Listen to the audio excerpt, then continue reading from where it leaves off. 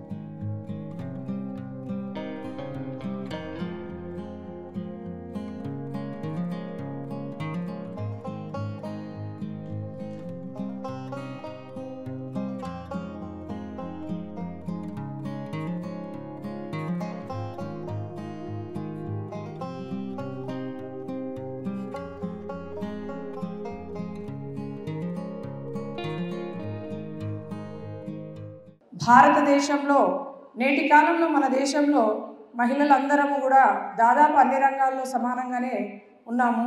విద్యారంగంలోని, ఆర్థిక రంగంలోని, ఏ రంగంలో చూసినా కూడా మహిళలందరము సమానంగా ఉంటున్నాము. అయినా ఎక్కడో కొంత మనకు ఒక వెలితి కనిపిస్తుంది. ఏ సమాజమైనా అభివృద్ధి చెందాలంటే దేశం కానీ సమాజంగాన్ని అభివృద్ధి చెందాలంటే పురుషులు స్త్రీలు సమానంగా అభివృద్ధి చెందినప్పుడే ఆ దేశ ఆర్థిక స్థితి కానీ అన్ని రంగాల ముందుంటుందని చెప్పవచ్చు. మహిళల్ని ఏ దేశమైనా ఏ సమాజమైనా విస్మరిస్తే మాత్రం దానికి మనుగడ అనేది ఉండదు.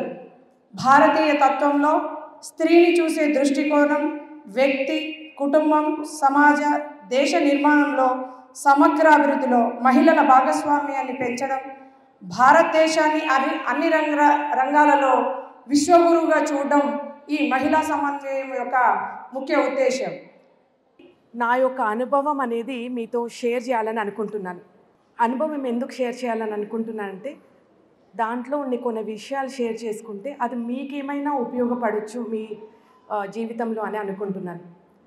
సో వే బ్యాక్ 1980 ఆ టైంలో నేను ఇంటర్మీడియట్ చదువుతున్నప్పుడు నాకు ఒక కొద్ది మార్కుల్లో మెడికల్ ఎంట్రన్స్లో నేను పాస్ అవ్వలేదన్నమాట.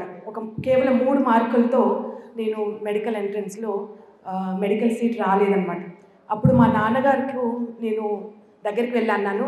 నాన్నగారు, నాకు మెడికల్ ప్రొఫెషన్ అంటే చాలా ఇష్టం, నేను ఈ మెడికల్ ప్రొఫెషన్లో చదవాలని అనుకుంటున్నాను, నేను మళ్ళీ ఒకసారి మెడికల్ ఎంట్రన్స్ రాస్తాను అన్నాను.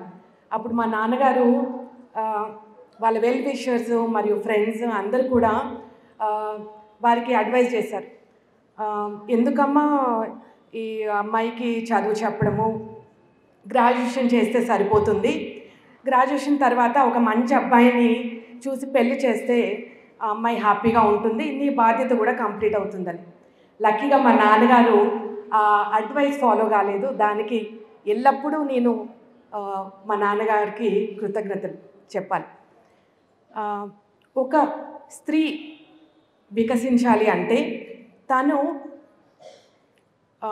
పుట్టిన వాతావరణంతో పాటు ఆ పేరెంట్స్ యొక్క అప్బ్రింగింగ్ అనేది ఎంతో ఇంపార్టెంట్.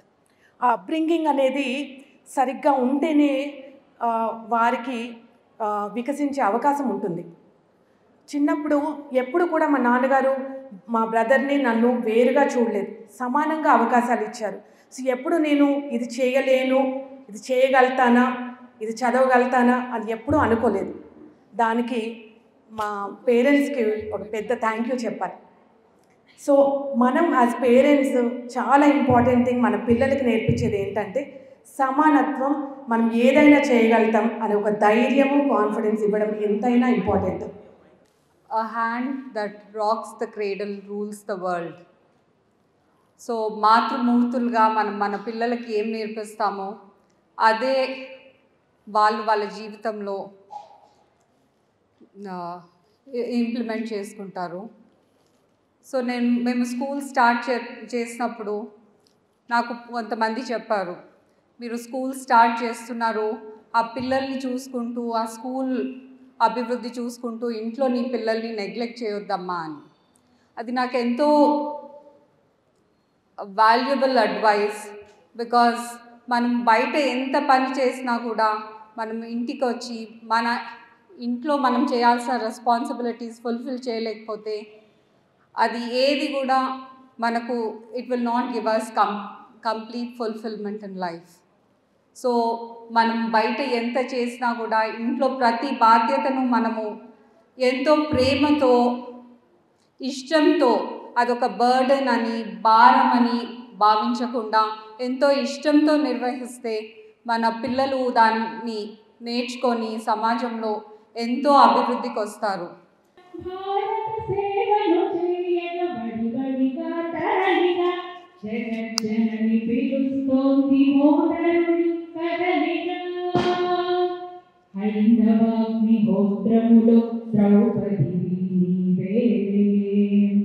స్వాతంత్రపు పోరాటపు శాంతి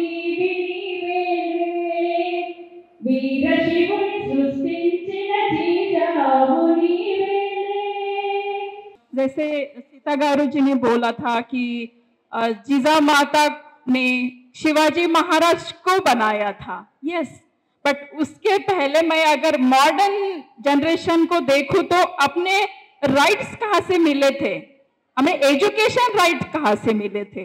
तो वो मिले थे Savitribai Phule. If you know everybody that she was the first female teacher in India, and she, with her husband, she opened one school in Pune in Maharashtra. From that time, we are able to take education, and we'll see today's politics or everywhere. If you see today, Nirmala Sitharaman is finance minister, our president is Draupadi Murmu garu. So we'll see how the difference in the ancient time and today's life. We are free and doing many things in every sector. आपको पता है सबसे ज्यादा pilot किस देश में है? भारत में है। हमें प्राउड होना चाहिए कि हम लोग एक फाइटर जेट चला सकते हैं, हम लोग फ्लाइट चला सकते हैं। कार तो छोटी सी चीज है, राइट? और बाकी फैमिली भी, हमें लगता है कि एक इंसान, एक आदमी घर नहीं चला सकता है।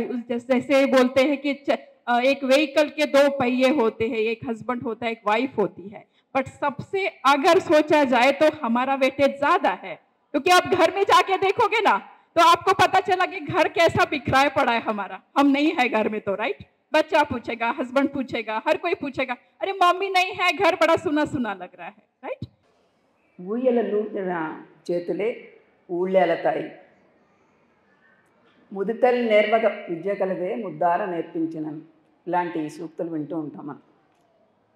దేన్ని ప్రతిఫలిస్తుంది? మహిళల్లో ఎంతో శక్తి ఉంది. ఆ శక్తిని నిరూపించుకోవడానికి తగినటువంటి పరిస్థితులు ఉండాలి, తగినటువంటి సాంఘిక వాతావరణం ఉండాలి, తగినంత కుటుంబ వాతావరణం ఉండాలి, తగినంతగా దేశం చేసేటువంటి పాలసీలు సమర్థించాలి. నేను స్వాతంత్రం రాకముందు 3 సంవత్సరాల ముందు పుట్టానంటే ఇప్పుడు నాకు 80 ఏళ్ళు. స్వాతంత్రం రాకముందు వచ్చినాక మన సాంఘిక పరిస్థితి ఎలా ఉందో మీకు తెలుసు. ఆడపిల్లలు చదువుకోవటమే గొప్ప విషయంగా ఉన్నటువంటి పరిస్థితిలో ఒక చాలా చిన్న పల్లెటూళ్ళలో దిగువ మధ్యతరగతి వ్యవసాయ కుటుంబంలో పుట్టిన నేను ఎంబీబీఎస్ చదివాను, ఎంఎస్ చేశాను.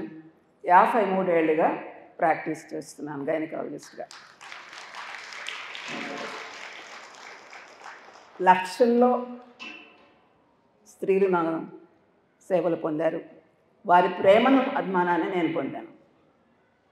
ఇప్పుడు కూడా ఇక్కడికి కాకినాడ నుంచి ప్రాక్టీస్ చేసేదాన్ని నేను. హైదరాబాద్కి తరలి వచ్చి 10 ఏళ్ళు అయింది.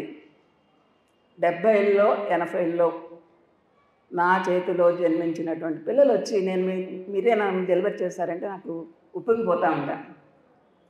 ఎందుకు చెప్తున్నానంటే మనం స్వేచ్ఛ, స్వాతంత్రం, సమానత్వం అనేవి ఎవరో ఇస్తే మనం పుచ్చుకునేవి కాదు. మనంతటా మనం పోరాడి సాధించాల్సిందే. చదువు అనేది పెద్ద ఉపకరణం. మనం జీవితంలో పైకెతకటానికి కానీ, మన శక్తిని నిరూపించుకోవడానికి కానీ, మన యొక్క ప్రావీణ్యాన్ని చూపటానికి కానీ చదువు అనేది చాలా మంచి ఉపకరణం. నేను ఆడపిల్లలకి కౌమార బాలికల ఆరోగ్యం గురించి సుమారుగా ఒక 20 ఏళ్ళ నుంచి స్కూల్స్కి వెళ్ళి బోధన చేసేదాన్ని కాకినాడలో ఉన్నంత వరకు. పిల్లలకి ఇదే చెప్పేదాన్ని నేను. మన జీవితం అంటే మనం సినిమాల్లో చూస్తున్నట్టు రొమాంటిక్ భావనలు మీరు పెట్టుకోవద్దు. చదువు మీద మనసు లగ్నం చేసి చదవాలి. చదువు మిమ్మల్ని ఉన్నత స్థితికి చేరుస్తుంది. అంతేకాదు, మన ఈరోజు వలేసి లాగుతున్నటువంటి ఆకర్షణలు ఎన్నో ఉన్నాయి సమాజంలో. ఆకర్షణల వల్ల పడకండి.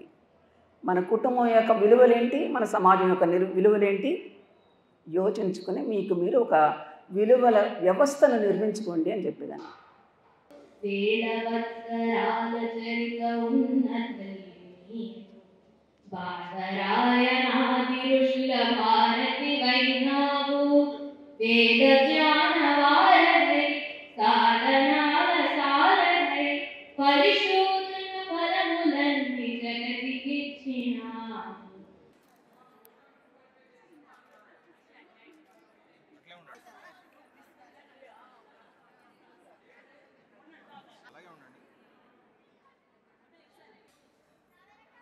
ప్రస్తుతం ఉన్న టాపిక్లు ఏం నడుస్తాయి? రోజు బజార్కి వెళ్తే మనం సంస్కృతి ఏమో అయిపోయింది, భారతీయ సంస్కృతి ఏమో అయిపోయిందని ఎక్కువ మాట్లాడతాం.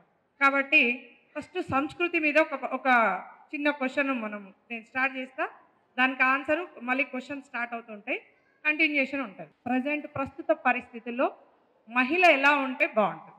మన సంస్కృతిని సంప్రదాయాల్ని పిల్లలకి భావి భారత పౌరులకి మనకి తెలుసున్నంత ఎంతగా కూడా మన పిల్లలకి మనవలకి తెలియట్లేదు.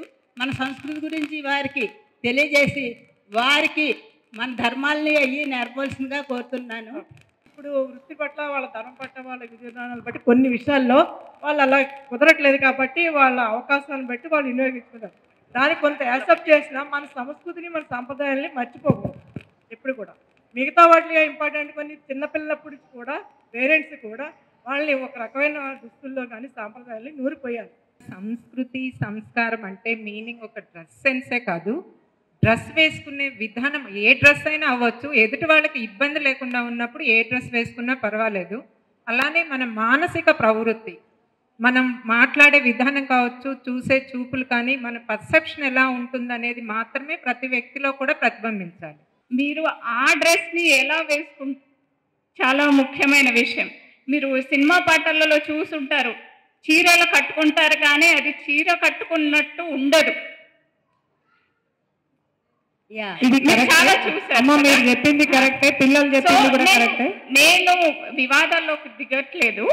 మీరు అన్నట్టు కంఫర్ట్ ఇస్ వన్ థింగ్, కానీ ఎక్కడ ఎలా ఉండాలో అలా ఉండడం కూడా పద్ధతి.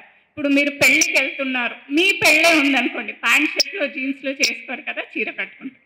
మీ ఇంట్లో పూజ ఉందనుకోండి, చీర కట్టుకుంటారు. సో డ్రెస్ నాకు తెలిసి ప్రతి తల్లి తన కూతురికి చెప్తుంది. ఇప్పుడు మనం కాలేజ్కి వెళ్తాం, ఇప్పుడు మనం ఆఫీస్కి వెళ్తాం, ఆఫీస్లో ఉండే విధానం మనకి ఏ బాధ, అక్కడ కూడా బాధలు ఉంటాయి. మనం వెళ్ళాల్సింది పబ్లిక్ ట్రాన్స్పోర్ట్లోనే, అందులో ఇబ్బందులు ఉంటాయి. మనం కాలేజ్కి వెళ్ళే టైంలో కూడా అదే ట్రాన్స్పోర్ట్ ఇబ్బందులు ఉంటాయి.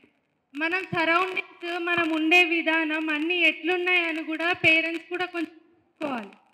పిల్లలతో మనం మాట్లాడే విధానం, ఇప్పుడు ఒక పాప చెప్పింది కదా, ఏదైనా ఒక విషయం జరిగినప్పుడు ఇంటికి వచ్చి వాళ్ళు ఆ విషయాన్ని మనకి తెలియచేసినప్పుడు, మనకి తెలియకుండానే ప్రతి తల్లిదండ్రి ఫస్ట్ వాళ్ళు ఆలోచించే విధానం ఏంటంటే ఏదో జరిగిపోయింది అనేటువంటి ఒక భావన ప్రకటన వాళ్ళల్లో ఉండిపోతుంది. పిల్లల్ని ఎలా పెంచాలి అనేది, గుర్రం ఎక్కినప్పుడు, మీరు గుర్రం మీద కూర్చున్నప్పుడు లగాం అంటారు హిందీలో, కళ్ళెం మీరు గట్టిగా పట్టుకుంటే ఏమవుతుంది, గుర్రం అక్కడి నుంచి కదలదు. అది నువ్వు చెప్పిన ఎగ్జాంపుల్. నువ్వు బయటికి వెళ్ళకూడదు, అది చేయకూడదు, ఇది చేయకూడదు. ఆ పిల్లల లైఫ్లో ప్రోగ్రెస్ అనేది ఉండదు. మీరు కళ్ళం గట్టిగా పట్టుకుంటే, కళ్ళెం మొత్తానికి వదిలేశారనుకోండి, ఏమవుతుంది, గుర్రం బాగా ఫాస్ట్గా పరిగెత్తి తను గుర్రం పడుతుంది, దాని మీద స్వారీ చేసిన వాడు కూడా పడతాడు. మా అమ్మమ్మ చదువుకోలేదు కానీ నాకు ఇప్పటికీ గుర్తుండే పాయింట్ అది. ఏం చెప్పిందంటే, గుర్రం మీద ఎక్కిన రైతు ఎవరైతే ఉంటాడో ఎలా పట్టుకుంటాడు, డీలాగా పట్టుకుంటాడు. కానీ గుర్రం ఎప్పుడైతే తప్పుదారున వెళ్తుందో అప్పుడు లాగుతాడు. పేరెంట్స్ కూడా పిల్లలకి ఇవ్వాల్సిన ఫ్రీడమ్ కొన్ని విషయాల్లో ఇవ్వాలి, కానీ అబ్జర్వ్ చేస్తూ ఉండాలి. స్నేహితురాలుగానే మాట్లాడాలి వాళ్ళతో. ఏ టైం అయినా సరే, కష్టమైనా అది ఆనందమైనా కానీ ఆ ఫ్రీడమ్ ఇచ్చి వాళ్ళతో ఎక్స్ప్రెస్ చేయించేగల సత్తా మనం పెంచుకోవాలి, వాళ్ళని అనడం కాదు. ఫస్ట్ థింగ్ ఇది. సెకండ్ థింగ్ ఏంటి అంటే, వాళ్ళు మనని చూసే నేర్చుకుంటారు ఏదైనా. నువ్వేం చెప్పక్కర్లేదు. Role model is mother.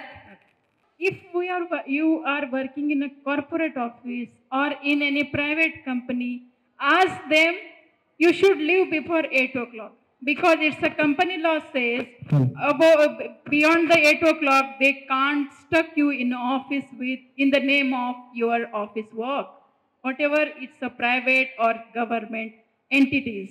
Okay, బయట కూడా ఏమైనా జరుగుతున్నప్పుడు దానికి ఎలా అంటే అక్క అంటున్నారు కదా పోలీస్ స్టేషన్కి వెళ్ళమని, కానీ మనకు తెలుసు మహిళలు ఎవరూ కూడా పోలీస్ స్టేషన్కి వెళ్ళడానికి ఇష్టపడరు, ఎవరూ కూడా వెళ్ళాలని అనుకోరు.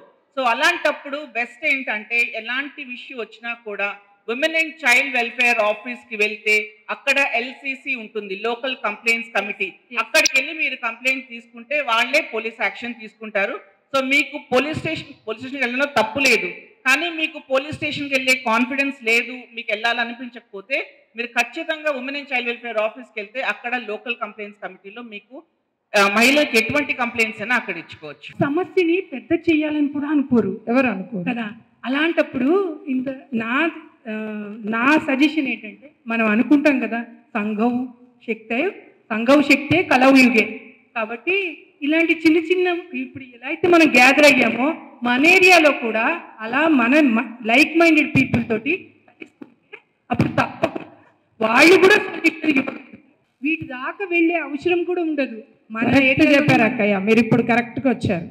ఎంతసేపు పోయి పోలీస్ స్టేషన్కి చట్టాలకే పోవడం కాదు,